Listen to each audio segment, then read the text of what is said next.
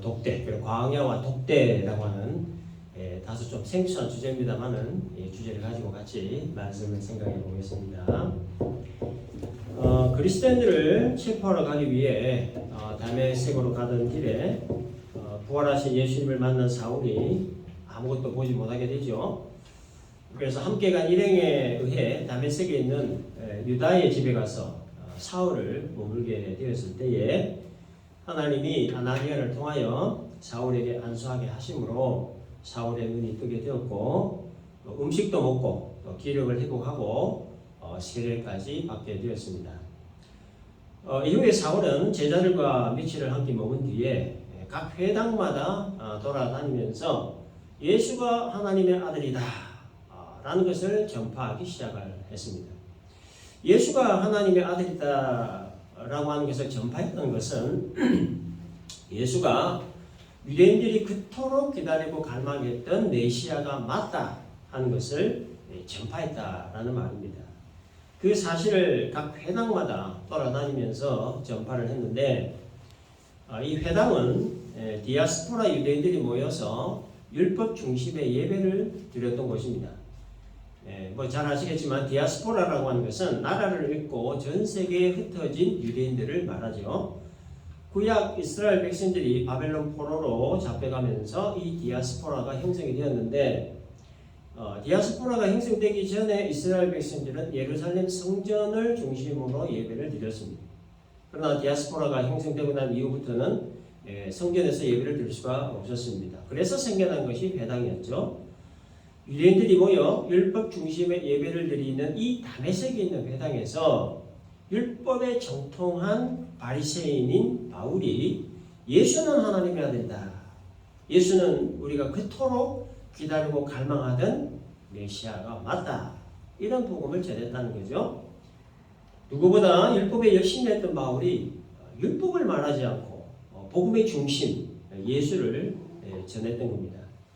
기독교에 대해 위협과 살기가 등등했던 이 사울이 며칠 만에 기독교를 대변하는 대변자가 되었습니다. 불과 일주일 전만 해도 기독교에 대해 이를 갈고 반드시 없어져야 될 집단으로 여기고 살기등등한 모습으로 믿는 자들을 잡아다 옥에 가두고 또 기독교 만세를 도모했던 이 사울이 불과 일주일 만에 예수는 하나님의 아들이다 이렇게 전파한 것은 저는 이성적으로 또 현실적으로 불가능한 일입니다. 그러나 불가능을 가능케 하시는 하나님의 전능하신 그 능력으로 말미암아 그 불가능한 일이 가능한 일로 바뀌었습니다. 마가의 다락방에 임한 성령 받은 그 제자들에 의해 전파되어져 가던 이 복음이 사울에 의해 중단될 그 위기적 상황에서 그리고 그 위기적 상황의 중심에 서 있는 사울을 하나님은 그냥 내버려 두실 수가 없었던 거죠. 그래서 하나님은 절대로 바뀔 것 같지 않아 보이던 사울을 강권적으로 이렇게 변화를 시키셨던 겁니다. 사울의 변화된 모습을 본 사람들의 반응에 대해서 21절을 보면 듣는 사람이 다 놀라 말하되 이렇게 되어 있습니다. 여기서 놀랐다라고 하는 표현은 영어 성경 보니까 에스토니쉬로 되어 있는데 이것은 기겁하다, 경악하다 뭐 이런 뜻입니다. 그렇지 않겠습니까? 기독교 박해를 주동자였는데 기독교를 대변하는 사람들이 그냥 기겁을 하는 거예요. 아주 그냥 경악을 한 겁니다. 그러니까 온 동네가 발칵 뒤집어진 거죠. 아니 저 사람은 예수 믿는 사람들을 잡아다 옥에 가두던 사람이 아니었던가. 여기 온 것도 우리 예수 믿는 사람 잡으러 왔는데 도대체 이게 어떻게 된 일이냐. 이게 못 믿겠다라고 하는 그 반응이었죠.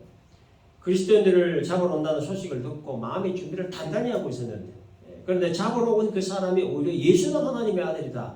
이걸 전하고 있으니까 혹시 무슨 꿍꿍이 속에 있는 건 아닌가 하면서 이제 반신반의를 한 겁니다. 그러나 사울은 더욱더 힘을 얻어 예수를 그리스도라 증언했다고 22절에 기록합니다. 사울은 힘을 더 얻어 예수를 그리스도라 증언하여 다메섹에 사는 유대인들을 당혹하게 하니라.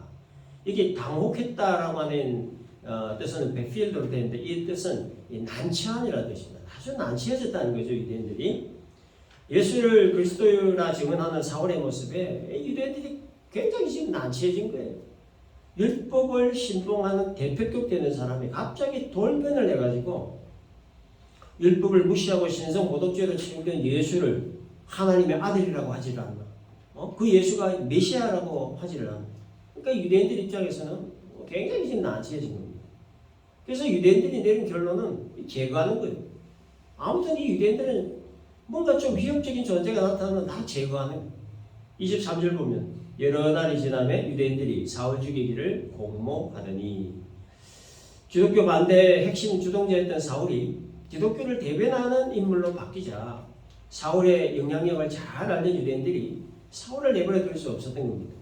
그래서 사울이 머물고 있는 다메섹 성 주변을 지키고 있던 수비대를 매수를 해서 사울이 성 밖으로 나오면 붙잡도록 철통 수비를 했던 건데 이 사실을 알게 된 이 성도들이 사울을 살리기 위해 밤에 사울을 광주리에 담아서 성벽으로 내려서 사울을 비추겠다라는 겁니다.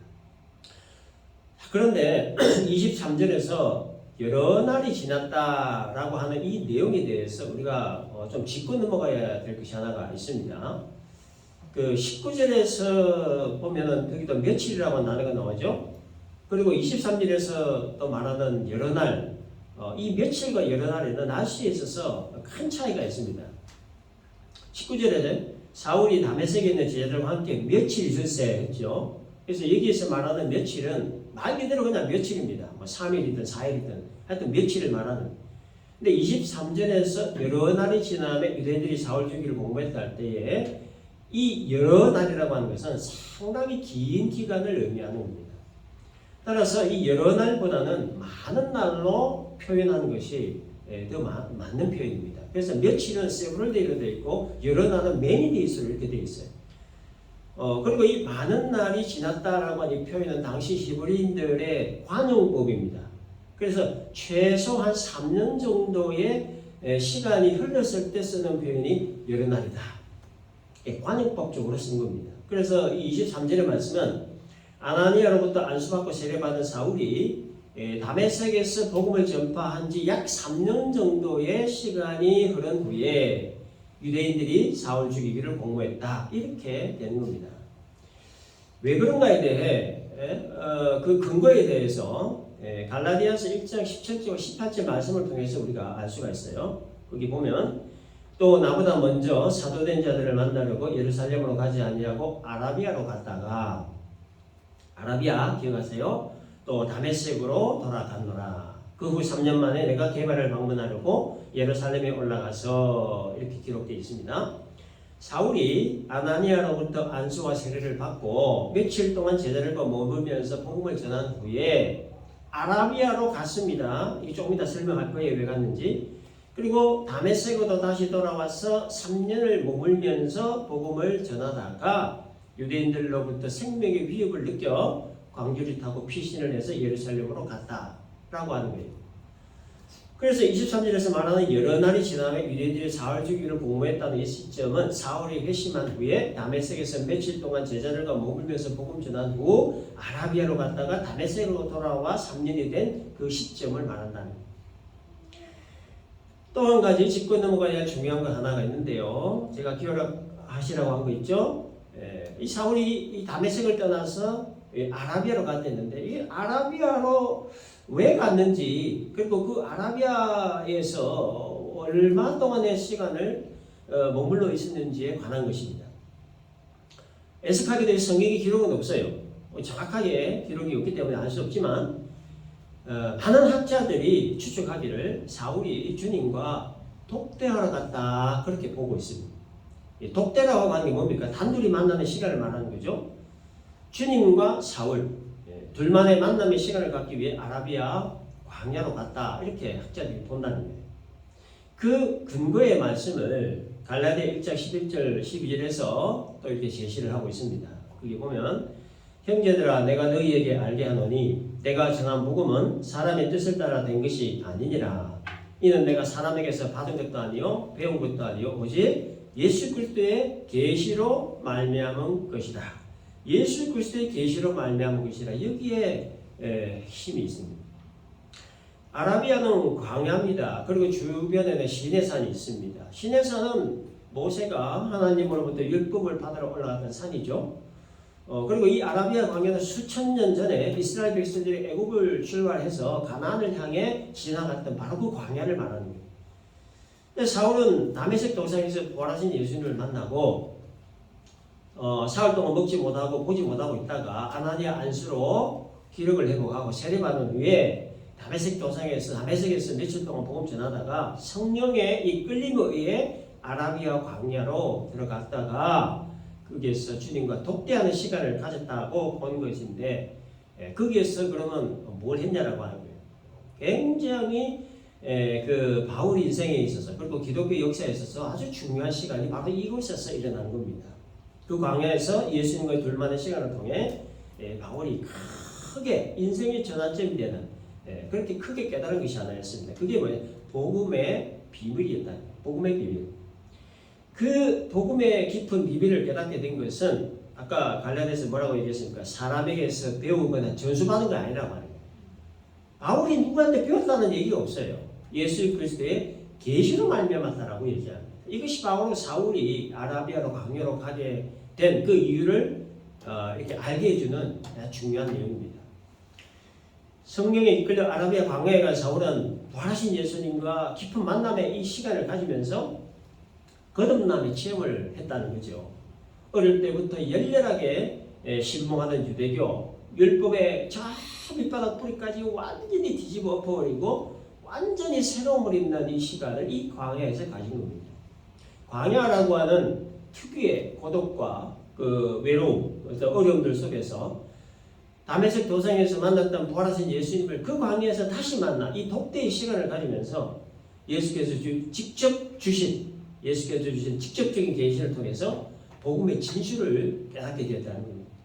그리고 이전과는 완전히 다른 인격체로 거듭나는 시간을 바로 이 아라비아 광야에서 가지게 되었다는 겁니다. 그리고 바로 이 광야에서 사울은 인간은 무엇이고 죄는 무엇인가, 예수는 누구이고 구원은 무엇인가와 같은 기독교 신학의 뼈대를 이루는 그 작업을 바로 이 아라비아 광야에서 했다는 거예요. 저명한 가말리엘 문화생으로서 유대교의 그 핵심 기득권층이었고 무엇 하나 부족함이 없이 살 수 있던 사람이었어요. 모든 사람의 부러움을 받으며 살 수 있던 사람이었어요. 그렇게 앞날이 짱짱하던 사울이 부활하신 예수님 만나고 또 광야에서 예수님과 독대하면서 지금까지 알고 있던 그 모든 것이 얼마나 그 초등 수준의 지식이었는가 하는 것을 깨닫고 또 지금까지 믿고 있던 모든 것이 얼마나 무의미하고 무가치한가 하는 것을 또 깨닫고 머리부터 발끝까지 전 인격에까지 철저하게 거듭나는 시간을 가지게 되었던 겁니다. 무엇보다 예수님의 직접적인 계시를 통하여 복음의 진실을 깨닫게 되었고 그러므로 복음을 전파할 모든 준비를 완벽하게 갖추고 이곳이 바로 아라비아 광야였다는 거예요. 그렇게 사울은 예수님과의 만남을 통해 복음의 진실을 깨달은 다음에 다메섹으로 다시 돌아와서 3년 동안 복음을 전한 겁니다. 그리고 여러 날이 지나면 즉 3년이 지나면 유대인들이 사울 죽이기를 공모했고 이 사실을 알게 된 성도들이 바울을 강주리에 담아 성벽을 타고 피신을 시켰고 그 길로 바울은 예루살렘으로 가게 되었다라고 하는 거예요. 여러분 만일 바울에게 아라비아 광야에서 예수님과의 이 독대의 시간이 없었다고 하면 예수님과의 깊은 만남이 없었다고 하면 어떻게 되었을까요? 이 사도행전의 역사는 완전히 달라졌을 겁니다. 성경 역사가 완전히 달라지고 세계 역사 역시 완전히 달라졌을 거예요. 그러므로 사울이 아라비아 광야에서 가졌던 예수님과의 이 독대의 시간은 사울의 개인 인생의 변화는 물론이고 사도행전의 역사, 성경 역사, 그리고 세계 역사를 변화시키는 매우 중요한 포인트가 된다는 거예요. 주님과의 독대와 관련해서 우리들 스스로에게 질문을 하나 던져볼 것이 있습니다. 아라비아 광야와 같은 곳에서 주님과의 독대의 시간을 가져본 적이 있느냐라고 하는 질문이에요. 예수 믿고 지금까지 신앙생활하면서 아라비아 광야와 같은 곳에서 예수님과 단 둘만의 깊은 만남의 시간을 가져본 적이 있는지 자문을 해볼 필요가 있다는 거예요. 이 질문이 왜 필요하냐면 이 질문에 대한 답을 어떻게 하느냐에 따라서 이 신앙의 내용이 달라집니다. 좀 더 노골적인 표현으로 신앙의 격이 달라지는 거예요. 아라비아 광야 같은 곳에서 예수님과의 만남을 통해 예수님이 누구인가를 보다 명확하게 알 수가 있는 겁니다. 예수 믿는 삶이 과연 어떤 삶인가 하는 것을 분명하게 알 수 있는 겁니다. 복음이 뭐냐? 그 복음의 깊은 비밀도 깨달을 수 있게 됩니다. 따라서 예수를 알 때 정확하게 알게 되고 예수를 믿을 때 확실하게 믿을 수 있게 되고 나아가 삶의 의미와 목적이 무엇이고 그리고 하나님의 나를 부르시고 이 땅에 살게 하신 그 목적, 그 사명이 뭔가 하는 것을 분명하게 깨달을 수 있기 때문입니다. 그래서 여러분 이 광야가 상징하는 건 뭡니까? 외부 환경과 철저히 차단된 것이죠. 그래서 오직 주님만 바라볼 수밖에 없는 것, 그것이 바로 광야입니다. 외부 환경이 철저히 차단된 것, 오직 주님만 바라볼 수 없는 바로 그 광야에서 주님과의 깊은 만남의 시간을 가지는 것은 내가 믿는 예수가 어떤 예수인가를 분명하고도 확실하게 깨닫게 되는 시간이고 또 과정이기 때문에 그래서 반드시 이 광야의 시간을 가져야만 된다는 겁니다. 율법적 지식이 탁월하고 능통한 사람이었던 사울이 예수님과의 이 깊은 만남을 갖기 전에는 예수님과의 독대의 시간을 갖기 전에는 자신이 신봉하는 그 율법이 얼마나 가볍고 얕은 것인가를 깨닫지를 못했습니다. 그게 다인 줄 알았어요. 최고인 줄 알았어요. 그러나 아라비아 광야에서 예수님과의 독대 이후에 사울은 자신이 신봉하는 그 율법 지식이 얼마나 가볍고 얼마나 얕은 지식이었는가를 철저하게 깨달았습니다. 이 가벼운 정도가 아니라 뭐라고 했습니까? 배설물처럼 느껴지고 깨달아질 정도였습니다. 그런데 예수님과의 독대 후에 깨달은 것이 바로 복음의 깊은 비밀이었던 겁니다. 예수가 누구인지 예수 믿는 삶이 무엇인가를 분명하게 깨달았고 그리고 자신의 삶의 의미와 목적 그리고 자기의 사명이 무엇인가를 정확하게 깨달았던 거예요. 그러므로 예수님과의 독대의 시간은 반드시 있어야 합니다. 우리 일평생 한 번은 꼭 있어야 돼요. 예수님과의 깊은 만남을 가질 수 있는 광야 같은 곳이 우리 일평생 한 번은 있어야 된다. 광야 같은 곳에서 예수님과의 깊은 만남의 시간을 통해 복음의 깊은 비밀을 깨달을 수 있고 예수가 진짜 누구인가를 깨달을 수 있고 예수 믿는 삶이 과연 어떤 삶인가도 분명하게 깨달을 수 있고 삶의 의미와 목적, 사명도 깨닫는 그리고 그 사명 따라 사는 삶을 살 수도 있게 해주는 것이 광야 같은 곳에서 예수님과의 독대의 시간을 가지는 것이다 라는 겁니다. 26절부터는 예루살렘에서 있었던 내용입니다. 3년을 다메섹에서 복음 전한 후에 예루살렘에 들어간 바울이 예루살렘에 있는 제자들, 즉 성도들과의 만남을 가지고 또 친구를 가지기를 원했지만 그러나 제자들은 사울을 여전히 두려워했습니다. 바울이 예수 믿는 사실을 믿지 않았습니다. 26절 보면 사울이 예루살렘에 가서 제자들을 사귀거나 하나 다 두려워하여 그가 제자됨을 믿지 아니하니 그랬습니다. 사울이 예루살렘에서 다메섹으로 떠날 때 그 모습은 어땠습니까? 성경 기록에 그야말로 살기등등한 모습이었습니다. 그래서 예루살렘에 있던 성도들은 3년 전에 사울의 모습을 기억하는 거예요. 그리스도인으로 잡으러 가기 위해 다메섹으로 가는 그 살기등등한 모습을 생생하게 기억을 하고 있는 겁니다. 그래서 성도들은 예루살렘에 돌아온 사울에 대해 의심할 수밖에 없었고 그래서 경계할 수밖에 없었던 거예요. 당연히 그럴 수밖에 없겠죠. 그리스도인들을 경멸하고 체포하고 옥에 가두고 고문하고 죽이던 사람이 하루아침에 그리스도인이 된다는 것은 그건 너는 누구도 믿을 수 없는 일이고 받아들일 수 없는 일이었기 때문이에요. 그래서 이 바나바라고 하는 사람이 사울이 회심한 그 경위를 제자들에게 잘 설명을 해줌으로써 사울에 대한 경계심을 풀게 하고 또 성도들과 친분을 맺도록 중재를 해줍니다. 그런데 유대인들은 여전히 사울을 죽이기로 이렇게 힘을 썼습니다. 29절을 보면 그 사람들이 죽이려고 힘쓰거늘 그 사람들이 바로 유대인들을 말하는 건데요. 이들이 사울을 죽이려고 힘쓴 이유에 대해서 29절을 보니까 주 예수의 이름으로 담대히 말하고 헬라파 유대인들과 함께 말하며 변론하니 그랬습니다. 사울이 주 예수 이름으로 담대히 말한 게 뭐였습니까? 복음이었어요. 헬라파 유대인들과 변론한 것 역시 복음이었습니다. 그래서 복음의 핵심인 예수는 하나님의 아들이라는 것, 예수는 메시아라고 하는 것. 이 복음의 핵심인 예수를 말하고 또 변론한 것으로 인해 유대인들이 사울을 죽이기 힘썼다는 겁니다. 그래서 제자들이 사울을 다소로 또 피신을 시킨 겁니다. 그리고 31절을 보면 그리하여 온 유대와 갈릴리와 사마리아 교회가 평안하여 든든히 서가고 주를 경외함과 성령의 위로로 진행하여 수가 더 많아졌다라고 기록합니다. 여기에 그리하여라고 하는 말은요, 원인에 대한 어떤 결과를 말하는 겁니다. 따라서 온 유대와 갈릴리와 사마리아 교회가 평안하게 든든히 서가고 주를 경외함과 성령의 위로로 진행하여 수가 더 많아졌다. 이런 결론이 나오기 위해서는 그 앞에 어떤 과정이 상식적으로 있어야 되느냐. 열심히 기도하고 복음 전했다. 그리하여 많은 사람들이 복음을 받아들였다. 그리하여 교회가 든든히 서가고 그리하여 수가 더 많아졌다. 이렇게 돼야 자연스럽다는 거예요. 그런데 지금 현재 그 교회의 상황이 어떻습니까? 유대인들이 믿는 자들을 잡으러 다니고 핍박하고 성도들은 뿔뿔이 흩어지고 또 사울이 변화되어서 다메섹에 복음 전했지만 유대인들이 죽이려고 하고 그래서 도망가고 또 예루살렘에 왔는데 또 죽이려고 해서 다소로 또 도망가고 지금 교회가 지금 이런 상황이라는 거예요. 그런데 성경은 뭐라고 합니까? 그리하여 교회가 든든히 서가고 수가 더 많아졌다. 이렇게 뭔가 말이 좀 앞뒤가 안 맞는 말처럼 보입니다.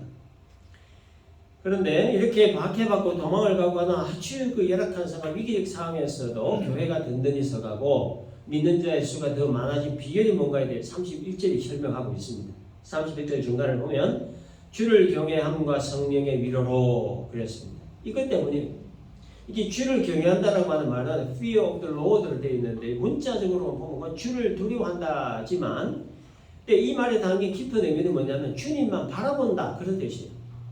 박해를 받고 도망을 가는 환난의 상황에서 또 생명의 위협을 느끼는 위기의 상황에서 주를 경외한다는 것은 오직 주님만 바라본다는 거예요. 이것이 바로 교회가 든든히 서가고 믿는 자의 수가 많아졌던 비결이었다는 거예요. 수가 더 많아졌다는 말은 믿는 자의 수가 더 많아졌다 그런 뜻도 물론 되겠지만 근데 그보다 더 중요한 의미는 교회가 더욱더 믿음으로 단단해졌다 그런 의미입니다.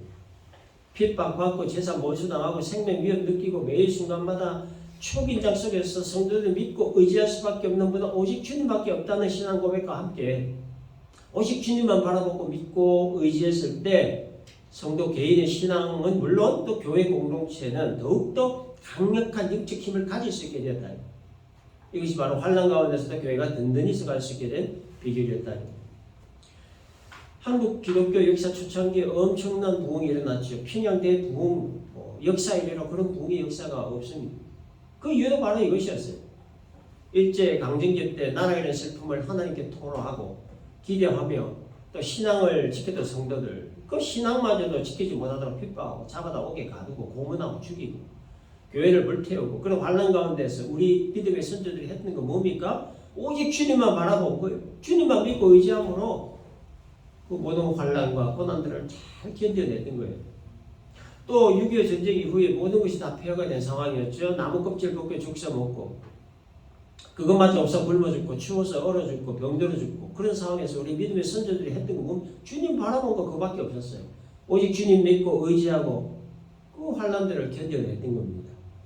어렵고 힘들 때 극심한 환난과 핍박일 때 생명을 보장받을 수 없는 그 위협일 때 오직 주님만 바라보고 의지함으로 모든 그 위기적 상황들을 극복해낼 수 있었다.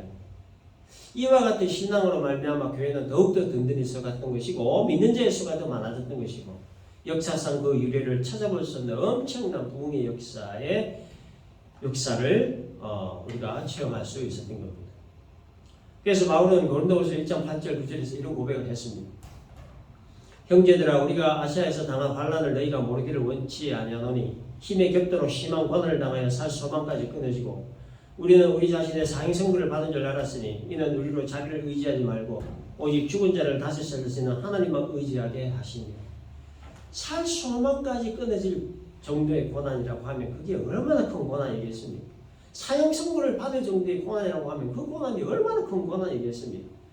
근데 그 힘겨운 고난 앞에서도 견딜 수 있었고 버틸 수 있었고 이길 수 있었던 것은 한 가지라는 거예요. 오직 하나님만 바라보고 의지했기 때문이라고 바울이 고백했어요. 그리고 살 소망까지 끊어질 정도의 고난, 그 고난에 대해서 좀 더 구체적으로 고린도서 11장 23절 이하에서 이렇게 설명합니다. 옥에 갇히기도 더 많이 하고 매도 수없이 맞고 여러 번 죽을 뻔했다. 40에 가나 감한 매를 5번 맞았다. 3번 태장으로 맞았다. 1번 돌로 맞고 3번 파선했다.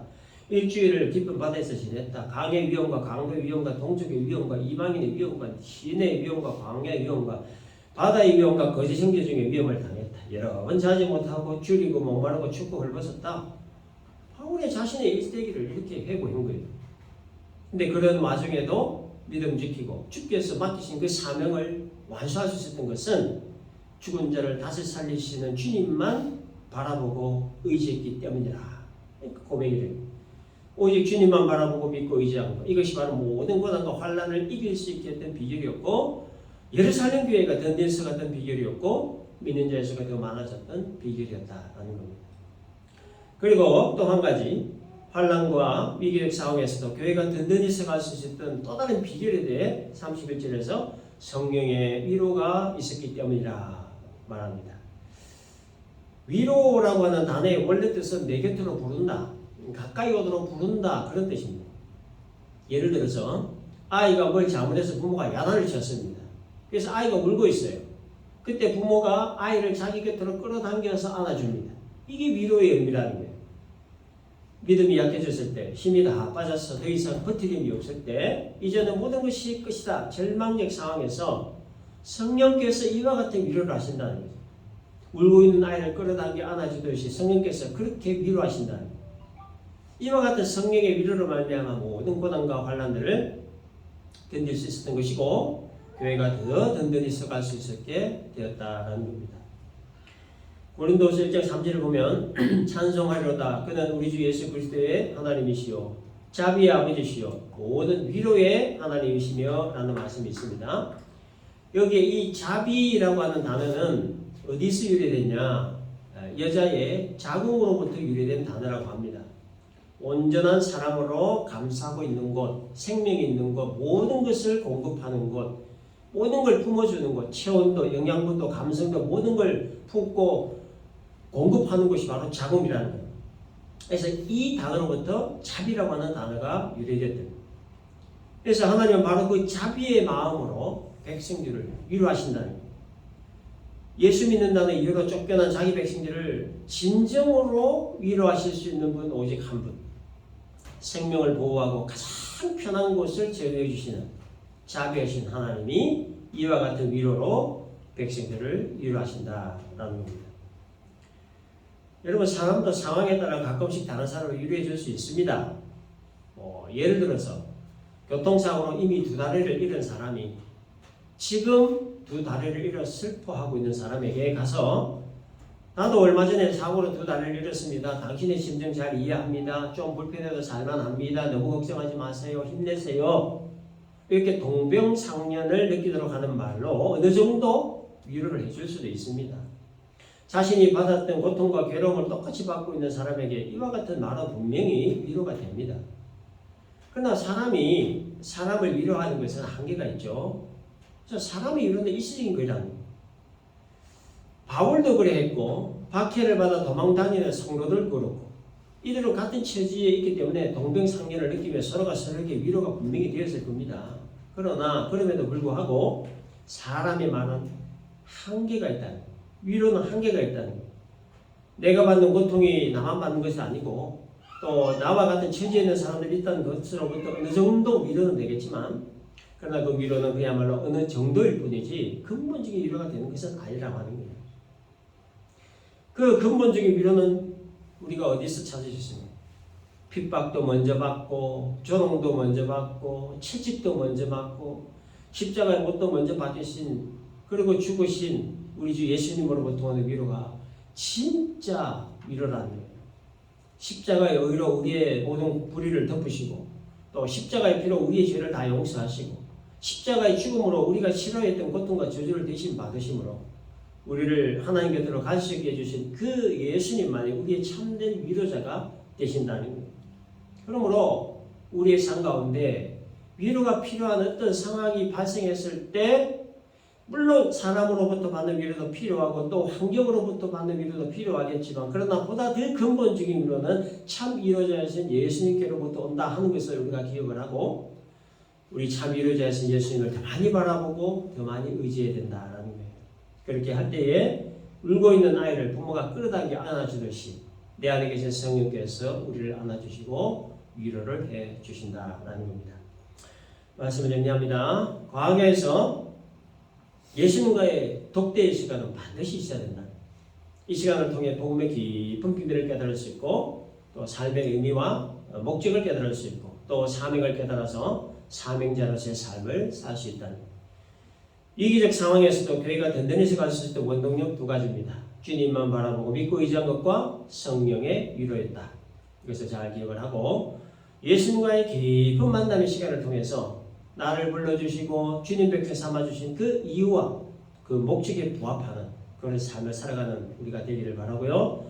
또 위기적 상황이 내 앞을 가로막을 때 오직 주님만 바라보고 믿고 의지하는 이러한 신앙적 자세를 취함으로 말미암아 나를 안아주시고 위로해 주시는 성령의 은혜를 체험하는 복된 성도 우리 모두가 되시길